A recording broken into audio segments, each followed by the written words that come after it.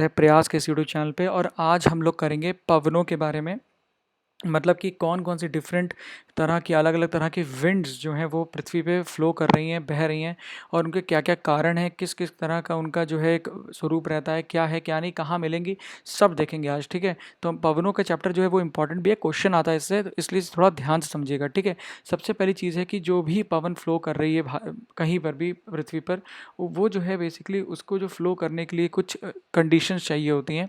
और वो जो कंडीशंस होती हैं वो बेसिकली जो होती हैं वो ये हैं 5 कंडीशंस, जिनको आपको याद रखना है, क्योंकि क्वेश्चन आता है डायरेक्टली और पूछ लेगा 1 और 2 बताओ, है ना, 2 और 3 बताओ कौन कौन से होंगे, इस तरीके से पूछेगा। ठीक है ना, तो आपको ये चीज़ आनी चाहिए। ओके, तो ये हो गया। तो पहली चीज़ है, क्या होता है कि जो भी विंड, प्लानिटरी विंड, यानी कि जो पृथ्वी पे विंड्स फ्लो करती हैं, वो किन चीज़ों पे डिपेंड करती हैं, मतलब किस चीज़ पे निर्भर हैं। तो पहली चीज़ है कि कहाँ पे जो है वो फ्लो कर रही है, यानी कि जो अक्षांश होता है वहाँ पे, जो हर एक अक्षांश पे, जैसे मैंने आपको पहले भी लेक्चर्स में बताया था, हर एक अक्षांश पे जो है अलग इंटेंसिटी की जो है सन रेज पड़ती हैं। यानी कि इंटेंसिटी की मतलब कहीं पे ज़्यादा है, कहीं पे कम है, कहीं पे कम है, तो उसी के अकॉर्डिंग जो होगा हाई प्रेशर बनेंगे, है ना, ज़्यादा दबाव बनेगा, कहीं पे लो प्रेशर बनेगा, कहीं पे इस तरीके से, और फिर विंड जो है वहाँ से फ्लो करना शुरू करती हैं। तो ये चीज़ आपने पढ़ी थी। ठीक है, ओके, तो ये चीज़ आपको क्लियर हो गई होगी। फिर उसके बाद जो है हमें ये समझना है कि दूसरी चीज़ क्या होती है, इमरजेंस ऑफ प्रेशर बेल्ट्स। तो जैसे कल हमने बात करा था, जो अलग अलग दबाव की जगह होती है ना, हमने कल पढ़ा था, तो वो जो है हमको पता होना चाहिए। जैसे कि ये जो एरिया होता है इक्वेटर का, तो यहाँ पे इक्वेटर में जो होता है आपको पता है, एक तरह का लो प्रेशर होता है, यानी कि कम दबाव होता है। फिर उससे थोड़ा सा ऊपर जाते हैं तो हल्का सा जो है ज़्यादा दबाव हो जाता है। क्यों होता है? क्योंकि यहाँ पे ज़्यादा धूप पड़ रही है। ठीक है, ज़्यादा धूप पड़ रही है तो एयर उठेगी, एयर उठेगी तो यहाँ पे लो प्रेशर बन जाएगा, फिर ये जाएगा और इस तरीके से यहाँ पे नीचे गिरेगा। जब नीचे गिरेगी एयर, तो मैंने आपको कल भी बताया था क्या होता है, जब भी नीचे एयर गिरती है तो क्या होता है, हाई प्रेशर क्रिएट होता है। तो इस तरीके से जो है ये सारी चीज़ें होती हैं। ठीक है, तो यहाँ पे आपको ध्यान रखना है कि प्रेशर बेल्ट्स पे भी जो है ये निर्भर करती हैं। दूसरा पॉइंट तो ये हो गया। तीसरा पॉइंट क्या होगा कि जो है migration of belts following the apparent path of the sun. मतलब कि मैं आपको सिंपल भाषा में समझाता हूँ, जो सूर्य होता है ना, आपको पता होगा कि गर्मियों में जो है सूर्य यहाँ पहुँच जाता है, ट्रॉपिक ऑफ कैंसर के पास एकदम सामने। ठीक है, थोड़ा सा नीचे बनाते हैं इसको। ये जो है ट्रॉपिक ऑफ कैंसर जा रहा है ना आपका, यानी कि कर्क की रेखा, तो यहाँ पे सूर्य एकदम उसके मुंह पे ऊपर चमक रहा होता है, ये आपको पता है ना, 21 जून को। और फिर जो होता है यहाँ पे जो होता है, फिर वो नीचे आ जाता है 21 दिसंबर या 20 दिसंबर 23 दिसंबर के आसपास, वो जो होता है यहाँ चमक रहा होता है ना। और फिर इक्वेटर पे 2 बार चमक रहा होता है, यानी कि वो मोस्टली जो है इसके बीच में घूमता रहता है सूर्य, है ना। सूर्य तो फिक्स है, पर क्योंकि पृथ्वी जब चक्कर चल लेती है ना सूर्य का, तो जो होता है एक प्रकार से उसको ये चीज़ बिहेव करना पड़ता है। क्या हो रहा है, तो जो है जो पृथ्वी जब घूमती है सूर्य के चारों तरफ, तो जो है अलग अलग, जैसे ही वो घूमती है तो अलग अलग जो पृथ्वी होती है अपनी धरा पे लगी हुई है, तो जब धरा पे लगी हुई है तो वो जब इधर पहुंचती है तो उसका जो एक तरफ का मुंह है वो ज़्यादा ऊपर हो जाता है, वो ज़्यादा ऊपर दिखता है सूर्य को, मतलब इस तरीके से रहता है। तो ठीक है ना, ये इसका एक क्या कहते हैं, रेवोल्यूशन है, उसके वजह से ऐसा होता है कि जो सूर्य है वो ऊपर नीचे होता है, और सूर्य के जो ऊपर नीचे होने की वजह से कभी कहीं पे ज़्यादा गर्मी होती है, कहीं पे कम गर्मी होती है, कभी यहाँ गर्मी ज़्यादा होगी, कभी यहाँ गर्मी ज़्यादा होगी, तो इस तरीके से रहता है। ठीक है, तो ये पॉइंट आपको ध्यान रखना है।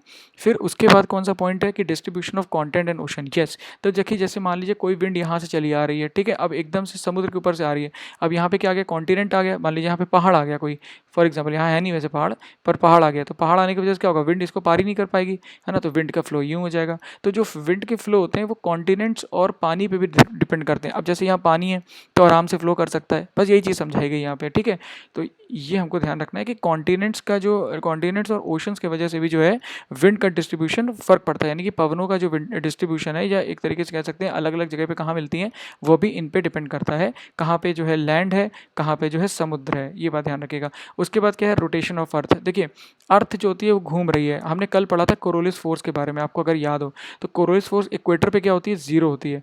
ठीक है ना, तो और यहाँ पे सबसे ज़्यादा मैक्सिमम होती है। तो कोरोलिस फोर्स की वजह से क्या होता है कि अर्थ अर्थ जो ऊपर से विंड्स आ रही होती हैं वो हमेशा अपने किस तरफ जाएंगी, राइट की तरफ, और जो नीचे से विंड आ रही होती है वो हमेशा किधर जाती हैं, अपने बाईं तरफ, यानी कि लेफ्ट साइड जाती हैं। तो इस तरीके से जो होता है इनकी वजह से भी, अर्थ के रोटेशन की वजह से भी जो आपकी ये होती है, क्या बोलते हैं, विंड्स जो होती हैं या पवनें जो होती हैं वो भी मूव करती हैं। तो ये जो 5 पॉइंट है ना, ये आपको ध्यान रखने हैं, ये एग्जाम में डायरेक्टली पूछा जा सकता है। ओके, तो ये इंपॉर्टेंट पॉइंट था। उसके बाद क्या होता है, जो ये पैटर्न है मूवमेंट का, देखिए अब ऐसा तो नहीं कोई कहीं भी घूम रही है, आप देखिए फिक्स पैटर्न है विंड्स का, है ना। विंड जो है कितना बढ़िया सिस्टम बना हुआ है, आप देख रही हैं कि यहाँ पे यहाँ से उठ रही हैं, फिर यहाँ नीचे जा रही हैं, फिर उठ रही हैं, फिर नीचे जा रही हैं, फिर ऐसे ऐसी चलती रहती हैं, ऐसे इधर चल रही हैं।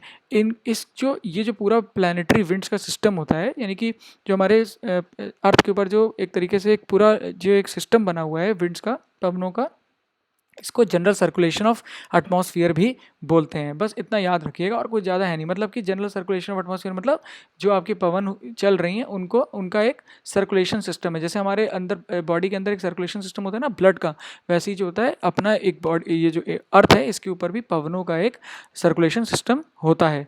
ठीक है, ये आपको ध्यान रखना है पॉइंट को। फिर आता है general circulation of the atmosphere also sets in the motion the water circulation. अब देखिए, अब ऊपर जो है क्या चल रहा है, जैसे मान लीजिए ये आपकी पृथ्वी है, ठीक है, ये पृथ्वी का ऊपर का हिस्सा है, ठीक है, और यहाँ पे क्या आ गया, एकदम से यहाँ पे समुद्र आ जाता है, ठीक है, ये हमारा समुद्र आ गया। अब क्या है कि यहाँ पे मान लीजिए ऊपर क्या चल रही है, विंड चल रही है, ठीक है, यहाँ पे विंड चल रही है। अभी समुद्र का पानी स्टेबल है, जब ये धीरे धीरे विंड जो है यहाँ पे पहुँचेगी, आगे ये विंड जा रही है, विंड जब आगे जाएगी तो क्या करेगी, समुद्र के ऊपर जब चलेगी ना, तो इसका एक फ्रिक्शन होगा इसके बीच में, गुरुत्वाकर्षण कहते हैं कि क्या बोलते हैं, घर्षण, सॉरी गुरुत्वाकर्षण नहीं कहते, घर्षण, है ना, घर्षण होगा। जो घर्षण होगा उसके वजह से क्या होगा, जो ये है बेसिकली आपके जो सी है, ये भी जो है एक तरह से मूव करना शुरू करेगा। ठीक है, तो हमने कल पिछले लेक्चर्स में पढ़ा था ना कि अलग अलग तरह के स्ट्रीम्स होते हैं। जैसे एक हमने पढ़ा था गल्फ स्ट्रीम होता है, जो कि इक्वेटर से जो है चलता है, और फिर जो है ये आपका नॉर्थ अमेरिका होता है, और नॉर्थ अमेरिका के तट से होते हुए वो जो है कहाँ पहुँचता है, एकदम आपकी यूरोप पे पहुँच जाता है, ठीक है ना, यूरोप के पास। तो ये सब क्यों होता है, ये बेसिकली इसलिए हो रहा है क्योंकि यहाँ पे देखिए आप विंड्स फ्लो कर रही हैं, देख रहे हैं आप, ये देखिए विंड्स फ्लो कर रही है ना, ये विंड्स होती हैं एक तरीके से क्या करता है, इनको भी धक्का देती हैं। ये देखिए आप जब विंड्स यहाँ पे ऐसे फ्लो कर रही हैं, ये देखो आप जब विंड्स यहाँ पे आएगी, सॉरी मैं उल्टा बनाया उसको, है ना, विंड्स यहाँ से यूँ आ रही है, देखिए नीचे जो है विंड्स वो यूँ आ रही है, तो क्या करेगी, यहाँ पे पानी को मूव करेगी, पानी जब मूव होगा फिर यहाँ पे भी कुछ विंड्स होंगी, ये भी पानी को मूव करेंगे, और ये पानी कैसे मूव करने लगेगा, इस तरीके से आगे की तरफ मूव करने लगेगा। ठीक है, तो विंड्स यहाँ पे हो गई, और अगर मैं पानी को दिखाऊँ तो पानी जो नीचे होगा वो भी ऐसे फ्लो करेगा। तो ये क्या होता है, हमें बस इतना यहाँ पे ये समझना है कि इनके वजह से एक सर्कुलेशन भी होता है, जो हमारी विंड्स होती हैं। ठीक है, ये पॉइंट आपको ध्यान रहेगा तो अच्छा रहेगा, ये पॉइंट इंपॉर्टेंट है। ठीक है, विंड्स की वजह से भी यहाँ पे सर्कुलेशन होता है। Okay, this is important point. Okay, why this is happening every time. Okay, तो यहाँ पे आपको ये पॉइंट याद रखना है। ठीक है, सो अब आ जाते हैं आगे। कुछ चीज़ें हैं इंपॉर्टेंट कीवर्ड्स हैं जिनको आपको याद रखना है, मैं आपको थोड़ा जल्दी जल्दी बताता हूँ इनको। पहला है हेडली सेल। देखिए कल हमने सारी चीज़ें पढ़ी हुई थी, प्रेशर के जो एरियाज़ होते हैं और जो विंड का मूवमेंट हो रहा है, एक तरीके से लूप बन रहा है जो इक्वेटर और सब ट्रॉपिकल के पास है, यानी कि आपकी जो ये जो है ना विषुवत रेखीय प्रदेश होता है, और आपका जो एक तरीके से ये जो सब ट्रॉपिकल एरिया है ना, आपका कह सकते हैं उपोष्ण कटिबंधीय प्रवेश, हिंदी में क्या बोलेंगे इसको। ठीक है, तो जो आप समझ लीजिए, जो सब ट्रॉपिकल जो है एक तरीके से, थोड़ा मुझे वर्ड्स यहाँ पे हिंदी के थोड़े कठिन लगते हैं, तो एनीवेज बट आपको कॉन्सेप्ट समझ में आना चाहिए। कॉन्सेप्ट अगर आप समझ जाएंगे तो बस समझ लीजिए आपका जो है काफ़ी चीज़ें कवर हो सकती हैं। ठीक है, तो ये जो एरिया होता है इसको हम कहते हैं हेडली सेल, यानी कि इक्वेटर से उठा यहाँ से एयर, और मध्य रेखा से उठते हुए ये फिर से नीचे आता है, और उसके बाद फिर से यूँ जाता है, तो इससे पहले सेल को बोलते हैं हेडली सेल। ये दोनों तरफ होता है, ये देखिए यहाँ भी है और यहाँ भी है। ठीक है, ये पॉइंट आपको याद रहेगा। उसके बाद जो आता है एक फेरल सेल। फेरल सेल के बारे में बस ये नाम है, इतना ध्यान रखिए, बस ये मूवमेंट के नाम दिए हुए हैं। तो आपसे डायरेक्टली क्वेश्चन कैसे पूछा जाएगा कि जो फेरल सेल होता है वो कौन से जो है आपके ये जो होते हैं ना लैटिट्यूड्स, यानी कि आपके जो अक्षांश हैं, कौन से अक्षांश के बीच में पाया जाता है। ठीक है, तो ये आपको पता होना चाहिए, कौन से अक्षांश के बीच में जो है आपको ये पाया जाता है। स्पेलिंग क्या है यार, हिंदी में तो एकदम गड़बड़ हो जाएगा सारा, इस बार लगता है ना। तो एनीवेज जोक्स अपार्ट, बट जो है फेरल में अक्षांश जो है आपके, उनको आपको ध्यान रखना है। ओके, तो very sorry for my Hindi है, बेसिकली मैंने इतने हिंदी में थोड़ा वीक हूँ, हाँ, बट एनीवेज मैं थोड़ा प्रयास कर रहा हूँ, आप लोगों की वजह से मुझे भी थोड़ा सा मतलब एफर्ट करने को मिलता है, और अच्छा लगता है मुझे, बहुत सारे नए वर्ड सीखने को मिले, और I am really thankful to all my like students and everyone who is watching the videos, मतलब जो भी यहाँ पे वीडियोस देख रहे हैं और जितने मेरे स्टूडेंट्स हैं, तो मुझे बहुत अच्छा लगा, बहुत सारे वर्ड्स मुझे सीखने को मिले। एनीवेज आगे बढ़ते हैं हम लोग। तो पोलर सेल के बारे में थोड़ा पढ़ लेते हैं। पोलर सेल क्या होता है, जो इसके ऊपर का जो ये एरिया होता है इसे हम बोलते हैं पोलर सेल। ठीक है, तो ये आपको ध्यान रखना है। ओके, ये टुंड्रा के आसपास का एरिया है, और ये जो होता है यहाँ पे भी आपको दिखाई देगा। तो ये जो है पॉइंट यहाँ तक देख लिया। एक बार आप इस पिक्चर को देख लीजिए और आप इसको पिक्चर को याद रखिएगा, आप इसका स्क्रीनशॉट भी ले सकते हैं, ठीक है। और यहाँ पे मैंने आपको कल बताया था ना, ITCZ होता है इंटर ट्रॉपिकल कन्वर्जेंस जोन। यहाँ पे कन्वर्जेंस जोन क्यों बोला है इसको, क्योंकि हर कुछ चीज़ इसी के अंदर जा रही है। आप देखिए इस तरीके से एयर जो है इसी के अंदर जा रही है, जो विंड्स है ना वो इसके अंदर जा रही हैं। तो ठीक है, ये आपको याद रहेगा, ठीक है। तो हमने यहाँ तक पढ़ लिया पोलर सेल। अब थोड़े 2-3 चीज़ें और हैं, वो है एक वेस्टर्लीज और ईस्टर्लीज। देखिए जो आपकी एक तरीके से जो ये विंड्स फ्लो कर रही हैं, आप देख रहे हैं इस तरीके से आ रही है ना, ये आ रही हैं, तो ये कहाँ से आ रही हैं, किस डायरेक्शन से आ रही हैं, ये ईस्टर्न डायरेक्शन से आ रही हैं, ठीक है। इसी तरीके से आप देखिए कि यहाँ पे जो है आप विंड्स देखिए किधर से जा रही हैं, वेस्टर्न डायरेक्शन से जा रही हैं, तो ये हमारी ईस्टर्ली वेस्टर्ली विंड्स भी बन जाती हैं, ठीक है। तो इस तरीके से आपको ध्यान रखना है। जो और देखिए विंड्स का नाम जो होता है वो हमेशा जो होता है उसके पोजीशन की तरफ से होता है, जहाँ से वो आ रही हैं। जैसे ये देखिए साउथ ईस्टर्ली, यानी कि साउथ और ईस्टर्न डायरेक्शन से ये विंड आ रही है ना, तो ये ईस्टर्न है ना, सूर्य इधर है, इस तरफ है ना, हम हमेशा सूर्य को इस तरफ मानते हैं, है ना, जो हमारी डेट ऑफ लाइन है। तो जो हमारी वो है बेसिकली कि जो डेट ऑफ लाइन बोलते हैं, लाइन ऑफ डेट क्या बोलते हैं, जो हमारा बेसिकली सेपरेट करता है, सॉरी मुझे वर्ड्स अभी एग्जैक्टली याद नहीं आ रहा है ना, तो जो हमारा दिन को विभाजित करता है, तो वहाँ से हम देखते हैं ना नॉर्थ किधर है और साउथ किधर है, ठीक है, सॉरी ईस्ट किधर है वेस्ट किधर है, ठीक है। तो अगर हम देखें इधर, अगर हम लोग एक ड्रॉ करें तो ये हो गया ईस्ट, ये हो गया हमारा वेस्ट, ये हो गया नॉर्थ, ये हो गया साउथ, ठीक है। तो हमारी जो ये विंड्स है साउथ ईस्टर्ली विंड्स, अगर विंड यहाँ से आ रही है तो क्या कहें, कहलाया जाएगा साउथ वेस्टर्ली विंड्स। तो देखिए यहाँ से आ रही है ना साउथ वेस्टर्ली विंड्स, ऐसी नॉर्थ ईस्टर्ली विंड्स, तो ये विंड कहाँ से आ रही है, अगर हम ऐसे बनाएं नॉर्थ साउथ ईस्ट वेस्ट, तो विंड कहाँ से आ रही है, यहाँ से आ रही है, तो विंड जो भी यहाँ से आएगी इसको हम क्या बोलेंगे, नॉर्थ ईस्टर्ली विंड। तो इस तरीके से आपको ध्यान रखना है, ठीक है। जो विंड जहाँ से जिधर से फ्लो करेंगी विंड का नाम वही रखा जाएगा। तो ये पॉइंट यहाँ पे एक है इंपॉर्टेंट, जिसको आपको बिल्कुल याद रख लेना है, ठीक है। यहाँ तक आपको समझ में आ गया होगा मुझे लगता है। उसके बाद क्या है कि जनरल सर्कुलेशन और एटमॉस्फेयर वाली बात हो गई, and ocean provide energy for the water vapour into the ocean. तो ये सारी पॉइंट्स मैंने आपको समझा दिए। फिर आ जाता है वॉकल साइकिल। अब देखिए पिछली बार क्वेश्चन आया था एल नीनो का, तो मैं आपको थोड़ा सा समझा देता हूँ होता क्या है। ये वॉकल साइकिल हो कहाँ रही है, देखिए ये जो आपको एरिया दिख रहा है ना, ये एक पैसिफिक ओशन यानी कि प्रशांत सागर, इसके बीच में जो होता है एक तरीके से एक वॉकल साइकिल, एक साइकिल चल रहा होता है, एक लूप चल रहा होता है हवाओं का और बेसिकली आपका जो है यहाँ के नीचे ओशन करेंट्स का। तो जो जनरली नॉर्मल ईयर में क्या होता है, जो मान लीजिए एक सामान्य दिन सामान्य साल में जो विंड्स होती हैं वो इस तरीके से फ्लो करती हैं, ठीक है। और विंड्स के इस तरह फ्लो करने की वजह से क्या होता है, यहाँ पे भी जो गर्म जितना पानी होता है ना जो ऊपर पैसिफिक ओशन में, वो सारा जो है इधर शिफ्ट हो जाता है, ठीक है। और जब वो इधर शिफ्ट हो जाता है तो यहाँ पे जो होता है गर्म प्रदेश बन जाता है, एक तरह का गर्म एरिया बन जाता है। और जो ये गर्म एरिया होता है बेसिकली, इसकी वजह से क्या होता है, यहाँ पे वार्म वाटर गैदर हो जाता है और इसको ये जो होता है नॉर्मल एरिया होता है, और यहाँ पे जाता है ठंडा एरिया, ठीक है।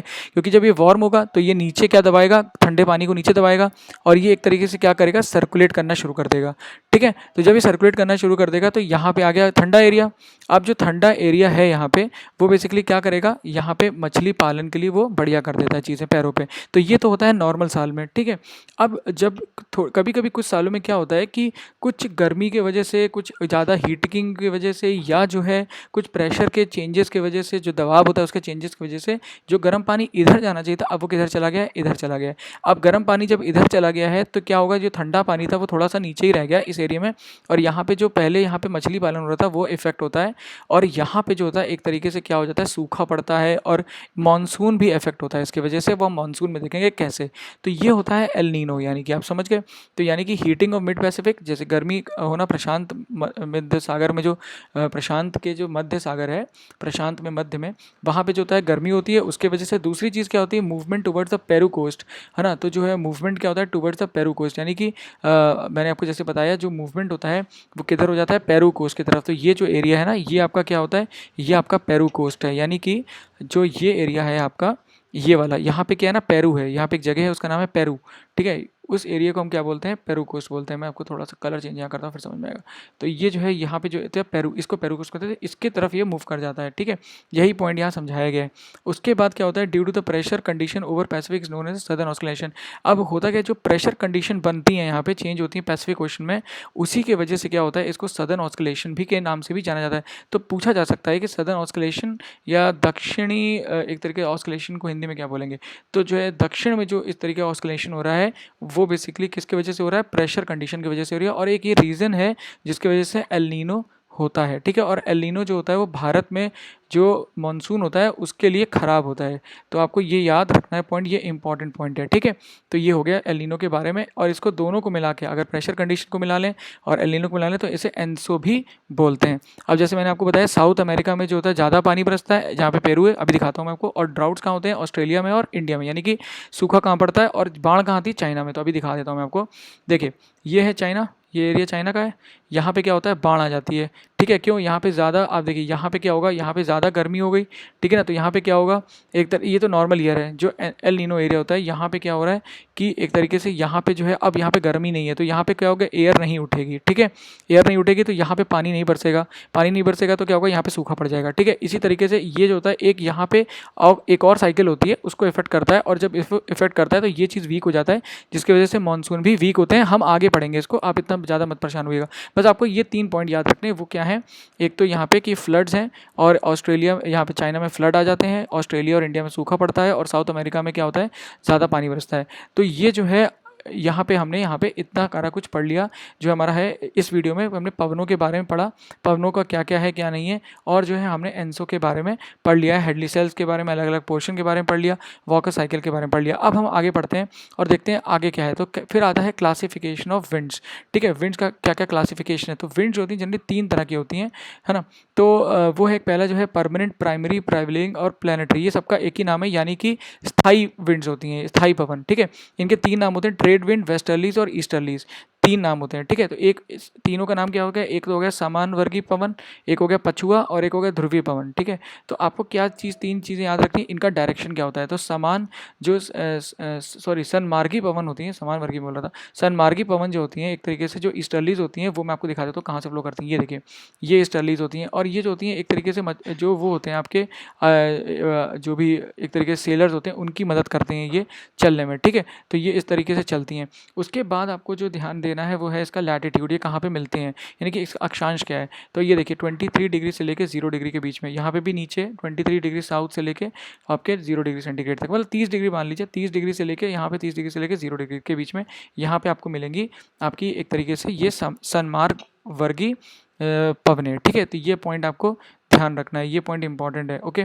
फिर आते हैं पछुआ पे। पछुआ क्या होती है, वेस्टर्लीज होती हैं, जैसे मैंने आपको पहले ही बताया था कि जो विंड्स यहाँ पे उठी और फिर यहाँ पे नीचे गिरी, है ना, ऐसे यहाँ से पवन उठी और फिर यहाँ पे नीचे गिरेंगी, तो ये जो है जब इधर जाती हैं तो कोरोलिस फोर्स की वजह से हल्का सा मुड़ जाती हैं, है ना, ऊपर की तरफ। आपको याद है ना, हमेशा नॉर्दर्न हेमिस्फीयर में, उत्तरार्ध के एरिया में जो होता है हमेशा, जो ये आपका जो इक्वेटर है इसके नॉर्थ में हमेशा जो होता है, जो विंड्स होती है हमेशा अपने राइट की तरफ मूव करती है। देखिए अपने राइट की तरफ मूव कर रही है, जहाँ भी जाएगी राइट की तरफ।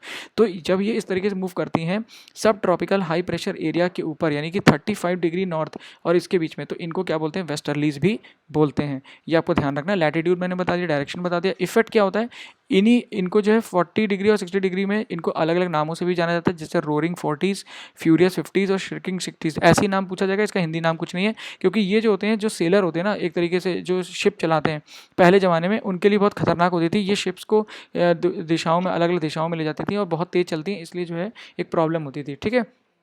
तो ये आपको वेस्टर्लीज ध्यान रखने हैं, जो पछुआ होता है। और यही पछुआ आगे चल के जो होता है भारत में भी विंटर्स में जो है एक तरीके से जो आपका होता है ना, विंटर्स में जो एक पानी बरसता है वो भी इन्हीं के कारण कहीं ना कहीं इनसे प्रभावित होता है, ठीक है, ये ध्यान रखिएगा। उसके बाद होती है ईस्टर्लीज, तो ये जो है परमानेंट विंड्स हैं, यानी कि हमेशा ये फ्लो करती रहती हैं, ठीक है, ये आपको ध्यान रखना है।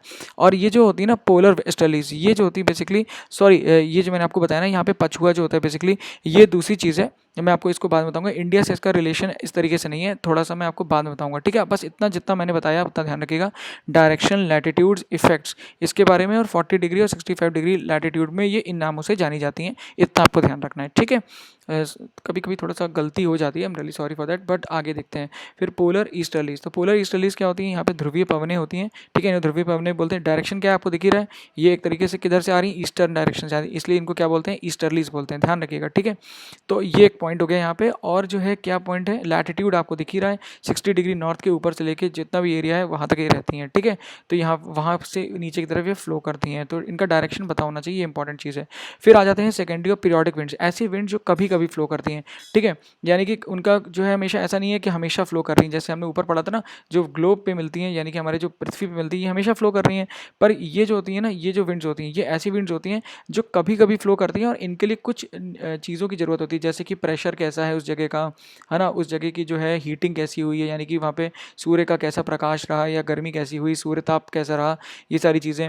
फिर वहाँ पे जो है प्रेशर कैसा, हीटिंग कैसा, ये सारी चीज़ें। और वहाँ पे लैंड का फॉर्मेशन कैसा है ना, ये सारी चीज़ें, मतलब वहाँ पे जो आसपास में जगह कैसी हैं। तो अब जैसे कि मैंने हम लोग ने पिछले वीडियो में पढ़ा था ये जो प्रतिलोमन के बारे में, एयर प्रतिलोमन, ये होता क्या है कि सर्दियों में क्या ठंडक, जो पहाड़ का एरिया होता है, रात में क्या होता है, ये जो एरिया होता है ठंडा हो जाता है और ये यहाँ से हवाएं नीचे आ जाती हैं। तो एक तरीके से जो ठंडी हवा होती है वो नीचे भर जाती है और गर्म हवा का एक ऊपर बन जाता है, इस तरीके से ट्रैप, है ना, जिसकी वजह से यहाँ पे बहुत ज़्यादा ठंडक हो जाती है वैलीज़ में और इसकी वजह से इनके क्रॉप्स भी ख़राब हो जाते हैं। तो ये हमने पढ़ा था। एक तो ये आपको एग्जाम्पल याद रखना है, एग्जाम्पल है ये सब, आपको याद रखना है। फिर एक और है पीरियोडिक विंड जो कभी कभी फ्लो करती है, वो है आपकी जो है ये मानसून विंड्स। ये आपको ध्यान होगा, है ना, मानसून यहाँ पे रिट्रीटिंग मानसून हो रहा है, यहाँ पे मानसून का आगमन हो रहा है, ये मानसून लौट रहा है, ठीक है। तो ये मानसून विंड्स याद रखिएगा। और एक और पीरियोडिक विंड्स होती हैं, उनको बोलते हैं हम सी ब्रीज और लैंड ब्रीज, ठीक है।